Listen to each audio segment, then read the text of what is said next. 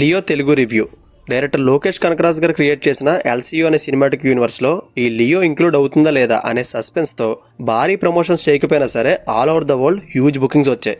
And LCU హైప్కి bonus కార్డుగా తలపతి విజయ్ గారు, సంజయ్ దత్ గారు, అర్జున్ గారు ఈ మూవీకి కాస్టింగ్కి యాడ్ అయ్యారు. సో హ్యూజ్ ఎక్స్పెక్టేషన్స్తో రిలీజ్ అయిన ఈ లియో మూవీ చూసాక నా ఎక్స్పీరియన్స్ చెప్పాలంటే it's just a one time watchable movie. అది ఎందుకో ఇన్డెప్త్ రివ్యూలో చెప్తాను. ఫస్ట్ ఆఫ్ ఆల్ లోకేష్ గారు ఈ మూవీ గురించి మాట్లాడుతూ కొన్ని డిస్క్లైమర్స్ ఇచ్చారు. హీరో ఇంట్రోఫైట్స్ కానీ, ఎలివేషన్ షాట్స్ కానీ అండ్ బాడీ బిల్డప్ షాట్స్ కానీ ఇవేం ఉండకుండా కంప్లీట్ ఒక క్యారెక్టర్ డ్రివెన్లా దీన్ని చూడమని, మోర్ ఓవర్ ఎంటీ మైండ్తో వచ్చి థియేట్రికల్ ఎక్స్పీరియన్స్ చేయమని చెప్పారు. ఒక స్టార్ హీరోని పెట్టుకుని కూడా సినిమాటిక్ లిబర్టీ తీసుకోకుండా ఆనెస్ట్గా ఒక క్యారెక్టర్ యొక్క కథను చెప్పాలని కూడా నాకు బాగా నచ్చింది. అయితే లోకేష్ గారు మాస్టర్ మూవీ లాగా ఈ లియోలో కూడా సింపుల్ లైన్ స్టోరీ తీసుకుని దాన్ని తన స్టైల్ ఆఫ్ స్క్రీన్ ప్లేతో త్రూ అవుట్ మూవీని అంతా నడిపించారు. సో దానికి తగ్గట్టే ప్లాట్ కూడా పార్థిబన్ అండ్ లియో ఒకరా లేక ఇద్దరా అనే సస్పెన్స్ మీద మూవీ రన్ అవుతుంది. అండ్ ఈ నెరేషన్లో ఫస్ట్ హాఫ్ నాకైతే బాగా నచ్చింది. స్టార్టింగ్లోనే మంచి హుక్అప్ అయ్యే సీన్తో మూవీకి కనెక్ట్ చేయడం అండ్ ఫ్యామిలీ డ్రామా, ఐడెంటిటీ మీద వచ్చే స్ట్రగుల్స్ అండ్ వీటన్నిటికన్నా కూడా ఇది ఎల్సీయూకి కనెక్ట్ అవుతుందా అనే సస్పెన్స్లో చిన్న చిన్న క్లూస్ వదలడంలో ఫస్ట్ హాఫ్ అంతా భలే అనిపించింది.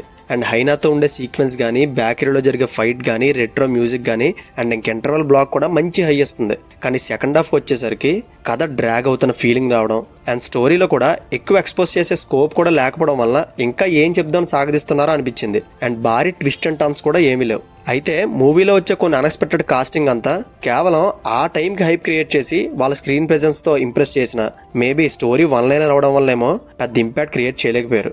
అండ్ ఎల్సీయూ విషయానికి వస్తే హైప్ కోసం అన్నెసెసరీగా కొన్ని యాడ్ చేసినట్టు అనిపించింది. కానీ హానెస్ట్గా చెప్పాలంటే ఆ కనెక్షన్స్కి ఈ కథకి పెద్ద ఇంటర్లింక్ ఉండదు.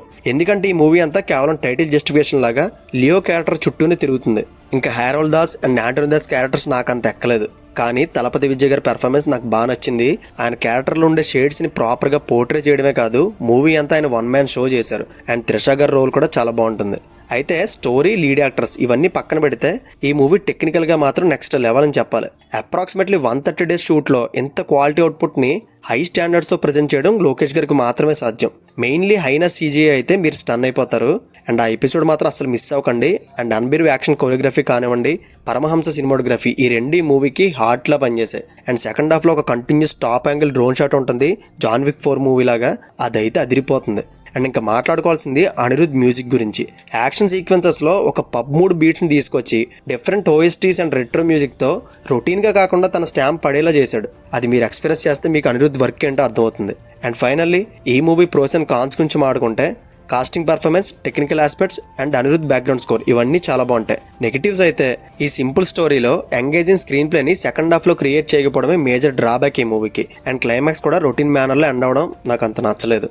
Right, and that's it guys. Most anticipated Leo movie మీద నా ఒపీనియన్. ఒకసారి అయితే డెఫినెట్గా చూడొచ్చు. అడల్ట్ కంటెంట్ ఏముండదో ఫ్యామిలీతో కలిసి చూడండి. అండ్ ఈ మూవీకి నేను ఇస్తున్న rating 2.5 out of 5. And see you in the next video. Take care friends. Thank you.